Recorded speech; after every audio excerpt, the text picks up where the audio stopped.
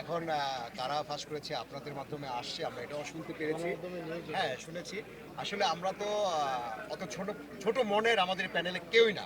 মানে যেহেতু আজকে শুক্রবার জুম্মার দিন, আমরা মনে করছি সব নামাজের পরেই আমাদের ভোটাররা আসবে। এমনিতে এই গত কয়েকটা নির্বাচন থেকে এই নির্বাচনটা আসলে কতটা আলাদা হবে বলে আপনি মনে করেন? কি ধরনের আলাদা আমরা জানি না। মানে অনেক রকম গুজব থাকে, মানে চর্চা থাকে। গতবারের নির্বাচন নিয়ে যে প্রশ্নটা উঠেছিল প্রশ্নবিদ্ধ অনেকের আসলে মাথায়। গতবারই আমরা চাই না গতবারে আর ফিরে যেতে। আমরা বেসিক্যালি যাবো না, কারণ আমাদের প্যানেলটা দেখবেন, আমাদের প্যানেলে যারা আছেন তারা এক একজন লিজেন্ড, তারা এক একজন চলচ্চিত্রের পিলার বলা চলে। তাদের এক একজনের অভিজ্ঞতা 50 বছর, 40 বছর, 30 বছর, সবচাইতে কম। তাদের কাছ থেকে আমরা যেটা আশা করি, তাদের জ্ঞান এবং বুদ্ধি দিয়ে যেভাবে এতদিন আমরা নির্বাচন প্রক্রিয়া চলে আসছে, আমরা আগামীতেও আজ মাত্র একটা দিন, আমাদের আজকে দিনটা শেষ হলে আমরা কালকে সব এক হয়ে যাব, এটি আশা করি। এমনিতে একটা প্রশ্ন চলেই আসে যে প্রশ্ন শোনা যাচ্ছে, যে অভিযোগ শোনা যাচ্ছে যে ডিপজল ভাই নাকি টাকা দিয়ে ভোট কেনার চেষ্টা করেছে, এরকম একটা অভিযোগ। আসলে ডিপজল ভাইয়ের মতো মানুষকে টাকা দিয়ে ভোট কেনার প্রয়োজন পড়ে কিনা? এটা তো এই প্রশ্নটা আপনাদের কাছে আমার, কারণ দীপজল ভাই দানবীর, এই কথাটা আপনারা ভালো করে জানেন, শুধু আপনারা সবাই জানেন, এবং যারা এই কথাটা বলেছে তারাও দীপজল ভাইয়ের কাছ থেকে এই সাহায্য সহযোগিতা নিয়ে হয়েছে যে কোনো অর্থে।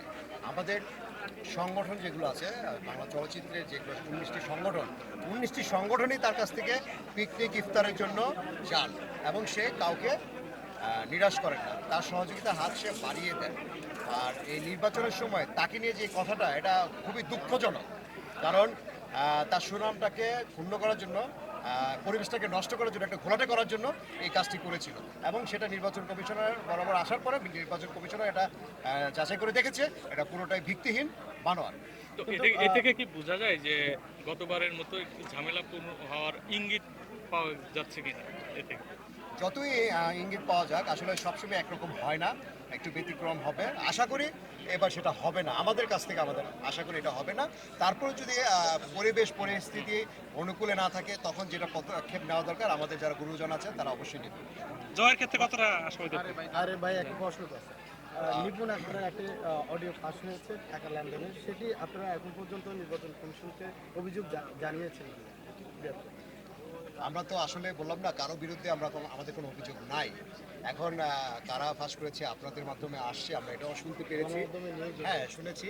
আসলে আমরা তো অত ছোট ছোট মনের আমাদের প্যানেলে কেউই না, সবারই মন এখানে বিশাল, কারণ এখানে সবাই যারা লিজেন্ড, তারা অনেক বড় মাপের শিল্পী, তাদের মনটাও অনেক বড় মাপের। এই ছোটোখাটো জিনিস নিয়ে তারা এই কাজ করতে চায় না, কারণ এখানে একটি নির্বাচন শুধু একদিনের ব্যাপার, তারপর আমরা সবাই আবার একসাথে হয়ে যাব।